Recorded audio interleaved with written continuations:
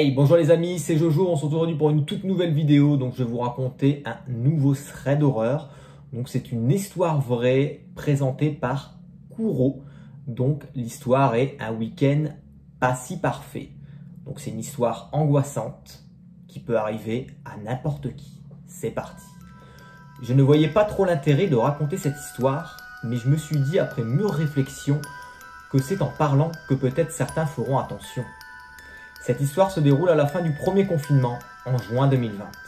J'étais en couple, ma partenaire et moi venions de fêter nos 6 mois de relation. À cette occasion, nous avions décidé de partir en week-end pour visiter une bambourserie. Depuis toujours, je suis passionné par les plantes et la botanique en général. Tous mes proches peuvent me définir comme une dingue de plantes, donc ce week-end tombait à pic. À ce moment-là, j'étais étudiante et nos revenus étaient assez faibles. Nous avons économisé pendant un moment pour pouvoir nous offrir ce week-end qui se devait être de rêve. La veille de l'événement, nous avons pris la route assez excités et moi, déjà en train d'imaginer les nombreuses plantes que j'allais pouvoir observer le lendemain. Après plus de 2 heures de route, nous avons fini par arriver dans la ville la plus proche et la moins chère du parc. Du fait de nos revenus, nous avons choisi de louer un appartement sur la plateforme Airbnb afin de limiter les coûts. Le quartier était assez fréquenté, à notre plus grande surprise, et notre logement à quelques pas de la gendarmerie de la ville. En soi, rien qui aurait pu nous indiquer un quelconque danger. Le logement se trouvait dans un petit immeuble de 2 étages. À chaque étage, un appartement destiné à accueillir des vacanciers. Pour entrer dans l'immeuble, il fallait composer un code, puis un deuxième, pour obtenir les clés de l'appartement. En soi, rien de bien étrange. J'ai fait plusieurs locations sans pour autant rencontrer les propriétaires. Après avoir monté l'escalier, nous nous sommes rapidement retrouvés devant la porte de notre logement. En soi, rien de particulier. Sauf que la porte semblait avoir subi plusieurs coups violents. Comme si on avait essayé de la forcer, rafistolée avec les moyens du bord, mais tout de même fragile. Quoi qu'il en soit, nous avons eu un petit mouvement de recul, mais avons quand même décidé de rester pour la nuit.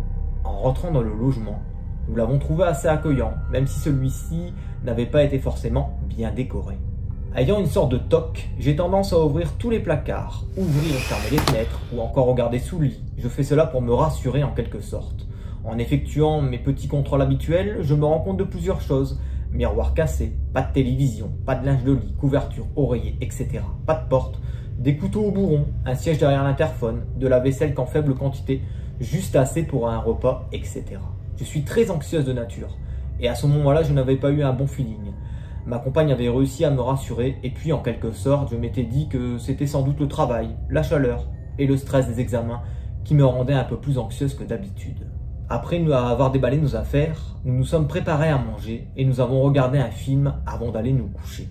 Dans les draps que nous avons emmenés, car je ne supporte pas de dormir dans des draps que je ne connais pas. Et là, ça tombait bien car il n'y en avait pas. Le lendemain, après avoir passé une matinée à la bambourserie, nous sommes rentrés vers midi. Nous avions beaucoup marché et dépensé d'énergie à cause de ma passion pour les plantes. Donc c'était une après-midi chill qui était prévue. Cependant, en début d'après-midi, un énorme coup dans la porte d'entrée nous a réveillés lors de notre sieste. Un peu paniqués, nous avons entendu quelques instants et puis plus rien. Sans nous poser plus de questions, nous relancions notre série. Cependant, à partir de là, toutes les demi-heures, le même coup énorme dans la porte. Nous avons envoyé un message au propriétaire pour l'informer de cette situation. Dans la soirée, les coups avaient arrêté. Toujours angoissés, nous avons décidé de téléphoner à notre hôte. Celui-ci a alors demandé d'ouvrir la prochaine fois, car cela aurait pu être le locataire du 2e étage qui aurait peut-être besoin d'aide. En fin de soirée, il était minuit. Nous avons décidé de nous coucher. Ma compagne se douchant, je buvais un verre d'eau quand soudain, j'entendis 3 coups à la porte normaux cette fois-ci. Ne faisant pas attention à l'heure, j'ouvre et me retrouve alors nez à nez avec un homme, assez grand, imposant, ayant à peu près la cinquantaine. Celui-ci me regarda assez surpris et puis observa l'appartement avant de me poser une question assez troublante. « Tu fais quoi ici ?» Sur le coup, je réponds assez perdu et puis lui explique « Je loue l'appartement pour la nuit. » Mais celui-ci me répète sans cesse ce que je fais ici. Je lui réponds à chaque fois la même chose et commence à perdre patience. Il faut savoir que je ne suis pas très épaisse, 1m60 pour 43 kg. Je ne sais pas si cela l'a encouragé, mais celui-ci me poussa violemment pour rentrer dans l'appartement, tout sourire. Complètement choqué, je me fige et entre dans une espèce d'état de panique où je n'arrive pas à sortir. Ma compagne qui sortait de la douche arriva en serviette. Elle était plus petite que moi et beaucoup plus légère. Cependant, elle avait un caractère assez violent quand elle était énervée. Elle poussa l'homme qui sortit de l'appartement mais qui bloquait toujours la porte. L'homme souriait de plus belle avant de nous demander à nouveau ce que l'on faisait ici. Ma compagne commença à s'énerver un peu plus et puis tout d'un coup, il nous demanda de lui faire un café. Le plus troublant, c'est qu'il nous indiqua tout, l'endroit où se trouvait la tasse et de quelle couleur, le tiroir des cuillères, la boîte en métal des capsules et ainsi de suite. Je ne me souviens plus comment, mais j'ai fini par sortir de cet état et puis j'ai commencé à le menacer d'appeler la police. Ma compagne alla un instant dans la chambre, enfiler un pyjama. Pendant ce temps, l'homme me regardait avant de me tendre une enveloppe avec une coquette somme d'argent, tout en me chuchotant à l'oreille. Mais du coup, comment on fait pour les relations sexuelles avec votre clé? Je me tétanisais à nouveau. Et puis ma compagne arriva en furie avec le téléphone à l'oreille, en imitant un appel de la police. Elle le poussa à nouveau avant de lui claquer la porte au nez, tout en la verrouillant. Après quelques instants à comprendre ce qui venait de se passer, nous avons déplacé le pun-up présent devant la porte, qui, je le rappelle, pouvait être facilement défoncé. Tout ce dialogue aura duré 40 minutes, et après 5 minutes où le calme et le silence furent revenus, nous avons pu entendre de l'autre côté de la porte « Elles sont deux. Elles font déjà des trucs et elles ne veulent pas me faire rentrer. On fait quoi ?»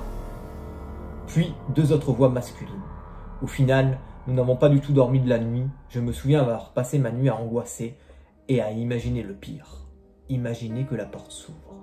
Tous les détails étranges me revenaient en tête et prenaient alors tout leur sens.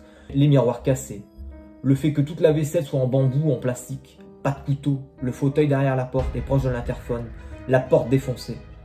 Tout semblait se mettre en place comme un puzzle. Que nous serait-il arrivé s'ils avaient insisté? Si ma compagne n'était pas sortie de la douche à temps? Si elle n'avait pas eu ce caractère? Et surtout, qui étaient les hommes dans le couloir? Le lendemain, nous avons envoyé un message au propriétaire qui nous a affirmé ne pas être au courant. Bien sûr, dès l'aube, nous sommes rentrés chez nous.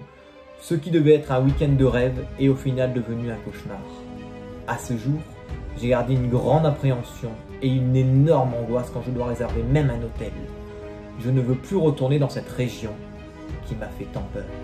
Voilà les amis, où vous avez découvert l'histoire de Kuro, qui était un week-end pas si parfait. Donc comme je vous ai dit, son histoire peut arriver à n'importe qui d'entre nous. Personne n'est à l'abri d'avoir diverses choses étranges lorsqu'on le réserve sur diverses plateformes, lorsqu'on déplace n'importe où. Faites toujours très attention à vous, prenez soin de vous, j'espère que cette vidéo vous aura plu. On se retrouve très vite pour une nouvelle histoire, portez-vous bien et à bientôt.